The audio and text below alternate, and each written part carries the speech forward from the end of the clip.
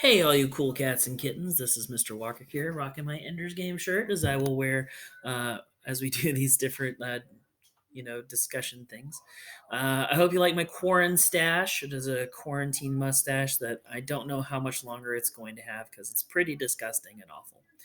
Let's talk about chapters 1 through 3 and just kind of some stray thoughts that I had going back over them and stuff. I would have recorded myself reading a couple of the chapters, but I don't have a physical copy of the book at home. I think I took them all to school, and so I don't really want to read from a computer screen in order, like, read aloud from a computer screen. So, um, let's talk about some stuff from chapter 1. Some things to note about this is that every chapter begins with a conversation between two people that we don't have any real context at the start for who they are.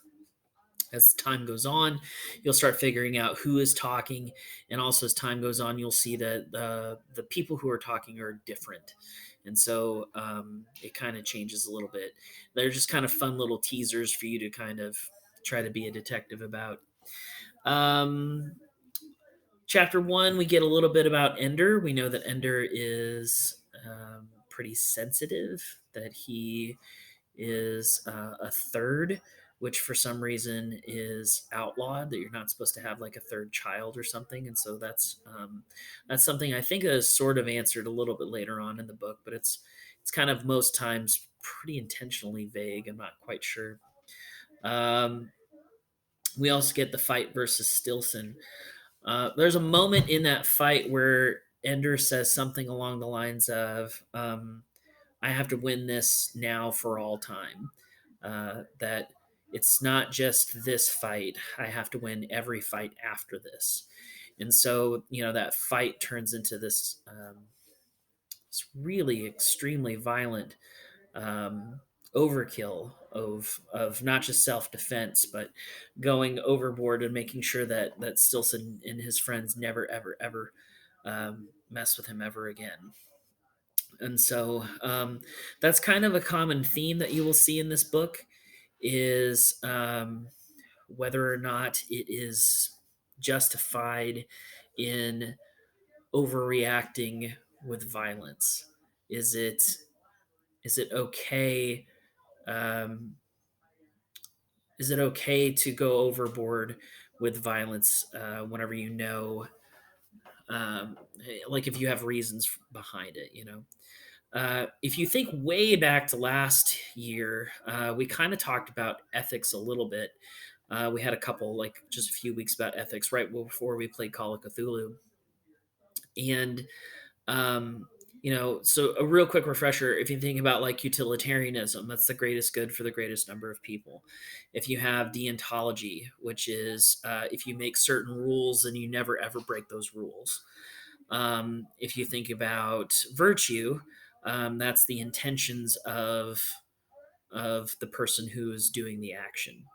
And so, I mean, we could talk about existentialism, we could talk about casuistry, but really those three big ones are essential in thinking about this book. Is which do you kind of side with? The greatest good for the greatest number, the fact that we should never ever break any rules, or do we care about the intentions of somebody? So that's just something to think about going into this. So in this case with Stilson, he's beating Stilson pretty heavily. And so the intentions that Ender has is to ensure that that stuff never happens to him in the future. And so, you may say to yourself, who cares about his intentions? His actions are wrong. So therefore, he shouldn't have beaten Stilson. He should have defended himself, maybe, but he shouldn't have gone to that extent where he was kicking him in the ribs and he's kicking him in the face and he's like, doing all of this stuff. And so that's one way to look at it. Um, another one again is that, well, his intentions are self-preservation. It's important to preserve ourselves and stay alive. So therefore, he is acting ethically. Um, and then I guess utilitarianism, it's a one-to-one scenario, is that if Ender hurts Stilson, then Ender won't be hurt in the future, which, in the end, the harms and the benefits are equal, and he's probably justified in that. So just some things to think about. We will note, though, that Ender does feel guilty for beating Stilson. It is not like Ender is triumphant. It's not like he feels good about beating up Stilson. He feels a massive amount of guilt. He cries afterward because he's afraid that that makes him like his brother. Um, we'll talk about Peter in just a minute. One last thing that I want to mention about chapter one is it's a very small part. It's probably not noticeable unless you've read this book as many times as I have. Is one thing about this book is the idea of perception, is the idea of like the way we see the world around us.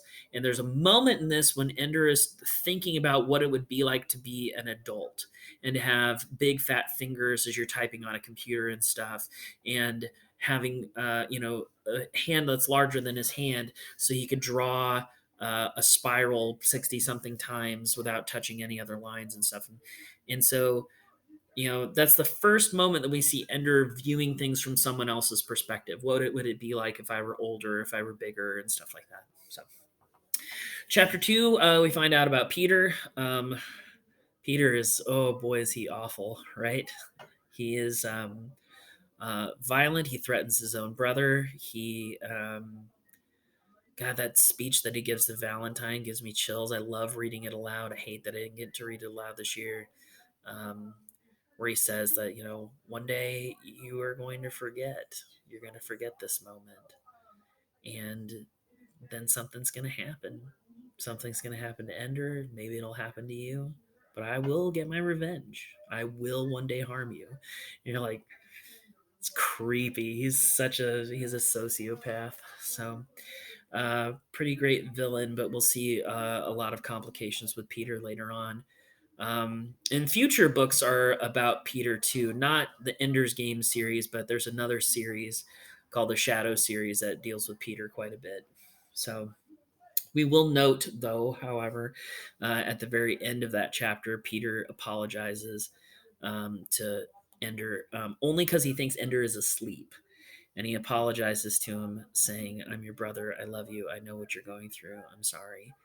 And I tend to view that in a more pessimistic light, is that Peter is, I like to think Peter maybe knows that Ender is asleep. And that's just another thing that he's trying to do to mess with him. Maybe if it's not that, then he's got other motives or something. I don't know. I don't trust Peter though. I'm not a fan. Um, Finally, just real quick to talk about chapter three. I'm not going to like talk extensively about it. All I want you to do, if you've already read chapter three, then I would like for you, if you could, just go back and look at some things, or you can just think about it. Think about some things that Graf said that might be a lie. Um, because I'll tell you right off the bat that you shouldn't trust him. So, what are some things that he could say in that chapter that might be a lie? And then think about his motivations for it. Why is he lying? So, some interesting things to think about if you when you go through it. I forgot to mention one last thing from chapter two. When Peter and Ender are fighting, Ender puts on the bugger mask. And that's our second moment where he's thinking about perception when we're discussing perception, is that he thinks to himself, well, the buggers aren't actually like this. The buggers don't have this is their face. They're not wearing a mask. So I can't really see things through their eyes because their eyes are very different than mine. And so those are two early moments of perception. We'll see more of that, um, I think, in our reading tomorrow.